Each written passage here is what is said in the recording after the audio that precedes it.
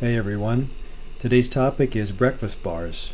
So as most of my athletes know, I am passionate about the type of nutrition that I should be getting in my 50s, and as a aging athlete, I have to try to squeeze out as much as possible from my food sources and also use protein, carbohydrates, fats to the best of my knowledge to help me support either a good sleep cycle or my endeavors in exercise. Now, for young people, I don't think it matters as much, but it does matter. So when I have athletes or non-athletes telling me about, hey doc, what should I have for breakfast?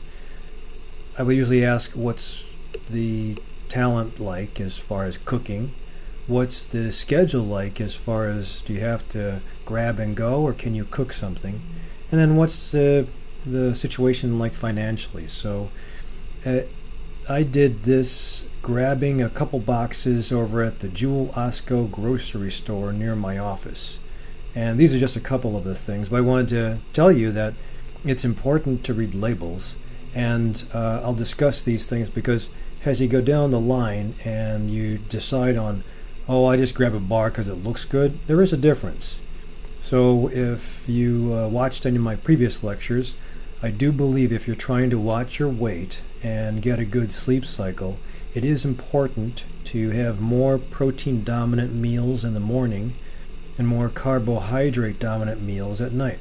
So if you don't know what that means, proteins, fats, and carbohydrates, they all make up the macronutrients of food and food products. Carbs, everybody has learned about that with the South Beach diet, the Atkins diet. Even the paleo diet now, we try to go into a low carbohydrate kind of nutrition plan. And the problem I'll see with most of these things here is that some of these things are very deceiving and have heavy amounts of carbohydrates. So I'll go down the line. Having said that, I would usually say in the morning, if you have a more protein dominant breakfast, that would be better, because of the fact that protein, fiber, and fat usually gives the stomach satiety. I'll put a link to the satiety video I did, but the more satiated your stomach and your brain are, the less likely you're going to hunt for foods within 6 hours. So if you're satiated, you can wait until lunchtime, eat easily, mindfully, and not just ravenously attack something or make poor choices. So the more carbohydrate heavy your food is, the theory is the more you'll have an insulin increase or an insulin spike, depending on how heavy the carbohydrate load is. And then usually about a couple hours later, you'll have an insulin crash.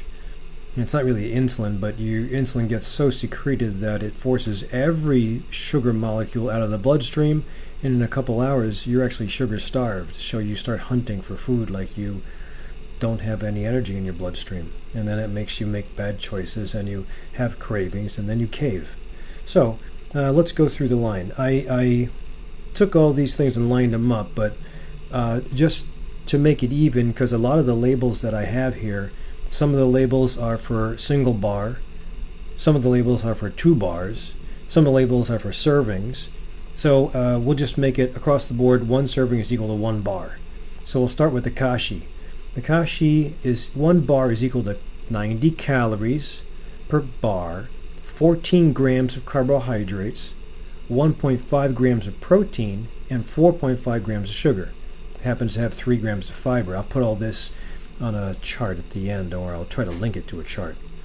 So not bad if you don't mind. Now the question is, can you stop eating just 1 bar? And they're very thin, they're crunchy, and they do leave an aftertaste that make me want to have more. So I'd usually double that, go for the numbers I just gave, double it, because the likelihood is you won't be able to stop eating 1. We'll go over to the Nature Valley Nut and Seed. Nature Valley Nut and Seed per 1 bar has 45 calories, 12 carbohydrate grams, 2 grams of protein, and 5 grams of sugar, with 1 gram of fiber. So it's about half of what the kashi was as far as calories, which is good, and it's less as far as the carbohydrates, which is good. So pretty good, and pretty crunchy. It's crunchy and it has a pretty good thickness to it, so you might be able to get by with 1. I don't know how you'd be able to stop eating one by closing the package and putting it in your pocket, because it'll probably crumble and spill everywhere. So I think most of us will probably go for 2 and finish the package off. Again, this is just for measurement. The Cliff Bar, which used to be one of my favorites, unfortunately per bar comes in at a whopping 250 calories per bar, 44 grams of carbohydrates, 10 grams of protein, 22 grams of sugar, and 5 grams of fiber. So far it's got the most fiber, but 250 calories and 44 grams of carbohydrates, that's probably more than a regular meal for breakfast. So you're getting a heavy hit. You're getting a little bit of more protein. So when you balance the 44 grams of carbs with the 10 grams of protein and the increased fiber, you might be able to stop and slow down the absorption into the bloodstream. That's called glycemic index. But that's still a heavy hit on the calories. So if you're trying to watch calories, that's going to be a big one. But boys, it tastes good. And it is satiating, so just one will, if you take your time, it's big enough and chewy enough that you might feel satiated, versus these guys where I think one is going to be impossible to be satiated with.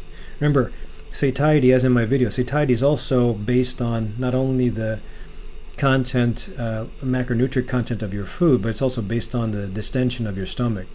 So perhaps one of the most important things with anything here is try to take in a lot of water. If you do the water thing, you might be able to, I just had my bar and I had to drink a lot of water, but you might be able to just get a little bit of distension in the tummy, fool the stomach and the brain into saying that you're satiated.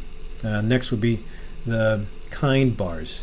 Everybody knows about Kind. A lot of my athletes grab Kind. They have great packaging. This is pretty cool because on the packaging it actually says low glycemic index, which I haven't seen before. All natural, non-GMO, very low sodium, dairy-free, cholesterol-free.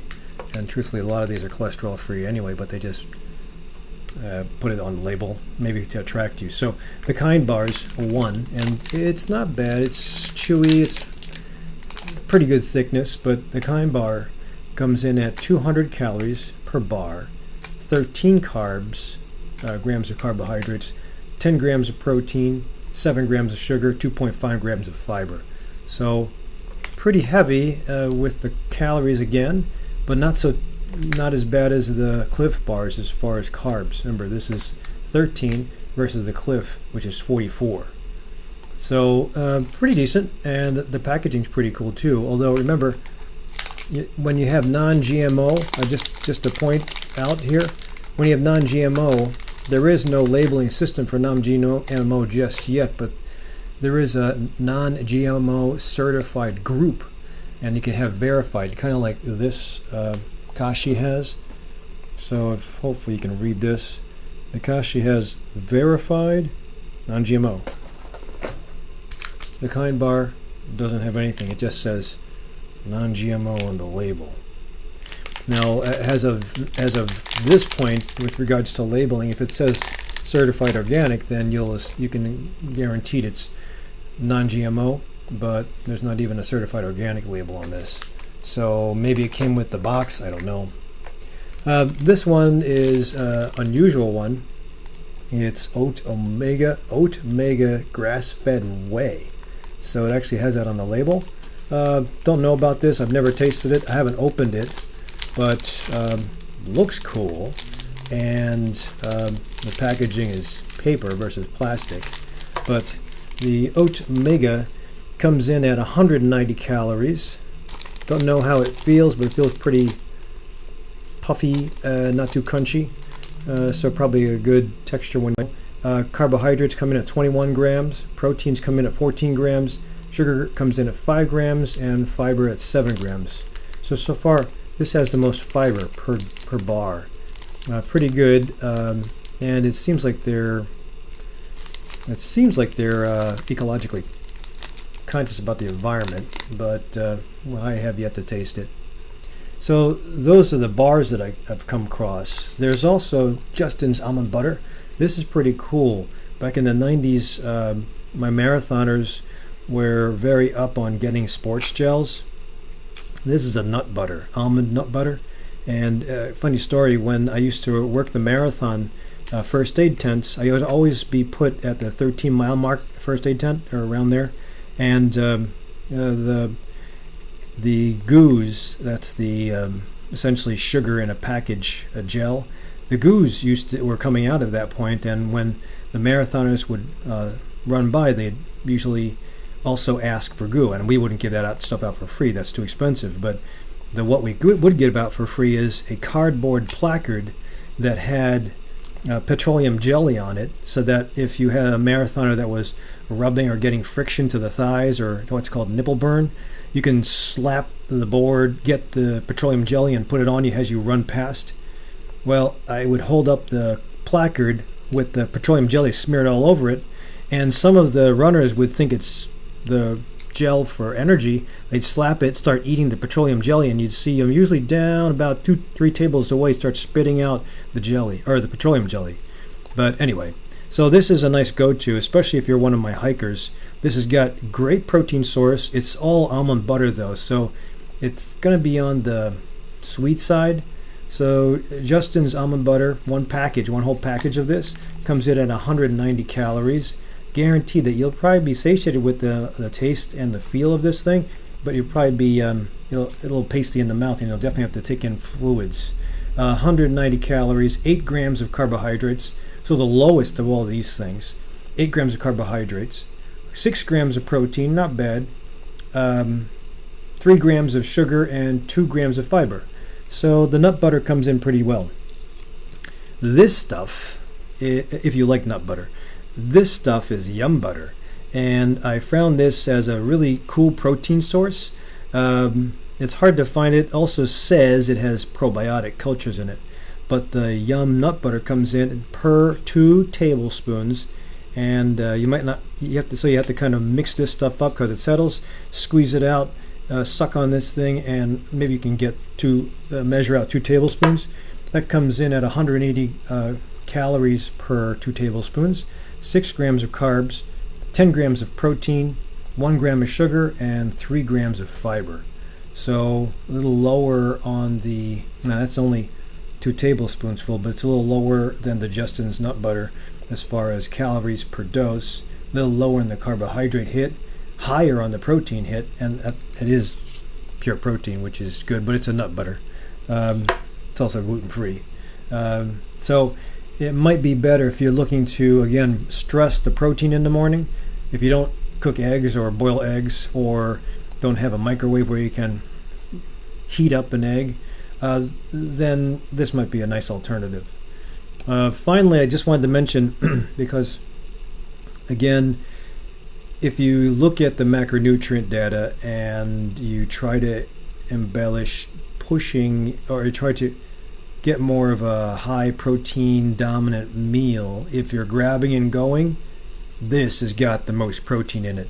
This is King Oscar mackerel. I'm not sure most people are happy with mackerel in the morning, but it's got 220 calories per 4-ounce can, has 0 carbs, 15 grams of protein, no sugar, and no fiber. So 15 grams of protein, if you're looking for protein, not bad. A lot of calories. If you can't, I think an egg a day boiled is actually pretty good. Hard-boiled egg a day, or scrambled egg a day, if you cook it in, or if you fry it in, say, olive oil or something with a high smoke point, that would be better. But again, for you guys that are concerned with grab and go, number one, don't forget, mindful eating is important. So when you grab and go, your gut just took in and inhaled food within a millisecond. So remember to chew your food, go slow, don't always rely on grabbing and going. Sit down for breakfast every once in a while, and at least if you have the option for no option, if you have no options, then you can do this. But again, I just wanted to point out that you do have to really read labels, and you have to be aware of some of the bars out there are just loaded with calories, and in time, especially if you're eating in a stressful environment, it might add to the belly fat and the center abdominal distribution of your fat. So just choose wisely, balance out your diet, try to eat mindfully, and eat to exercise. Hopefully you found this useful, so give me a thumbs up and subscribe to me for weekly words of wisdom.